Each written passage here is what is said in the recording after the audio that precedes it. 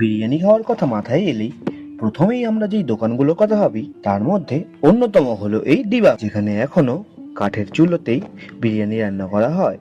এখানে প্রতিদিন প্রায় 10-এরও বেশি হাঁড়ি সেল হয়ে যায়। তো আমরা সেদিন চলে গেছিলাম এদেরই মধ্যমগ্রাম আউটলেটে। গিয়েই আমাদের নজরে এলো এদের রান্না বান্নার জায়গা, যেখানে একদিকে আলু কাটা ও মাংস কষানো হচ্ছিল, আর অপর দিকে চলছিল একের পর এক বিরিয়ানি রান্না। আর এই কাকু একের পর এক বিরিয়ানি কেটেই চলেছে। তো আমরা ঢুকে এখানকার মেনু থেকে নিয়ে নিয়েছিলাম দুটো মটন বিরিয়ানি। বিরিয়ানির কোয়ান্টিটি তা দেয় তা একজনের জন্য যথেষ্ট। তার সাথে এই নরম তুলতুলে আলু আর মটন দেখেই মুখে জল চলে আসে। আর এটার টেস্ট নিয়ে তো কোনো কথাই হবে না, যা পুরো ফাটাফাটি। আর সাথে এনারা স্যালাড আর গ্রিন চাটনিও দেয়।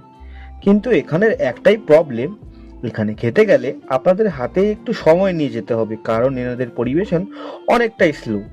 আপনাদের প্রায় 10 মিনিটেরও বেশি অপেক্ষা করতে হতে পারে। আর এটা আছে ওই দিকটায় মধ্যমগ্রাম স্টেশন, আর ওই দিকটায় গেলে সোদপুর। আর এই হলো সেই দোকানটি। তো আমাদের এই ভিডিওটি ভালো লেগে থাকলে একটা লাইক, কমেন্ট আর সাবস্ক্রাইব করে দেবেন। দেখা হচ্ছে পরের ভিডিওতে। আর আপনাদের যদি কোনো দোকানের সাজেশন থাকে তা আমাদের কমেন্টের মাধ্যমে অবশ্যই জানাবেন। আমরা চেষ্টা করব সেই দোকানটিকে কভার করতে। দেখা হচ্ছে পরের ভিডিওতে। ওকে, বাই।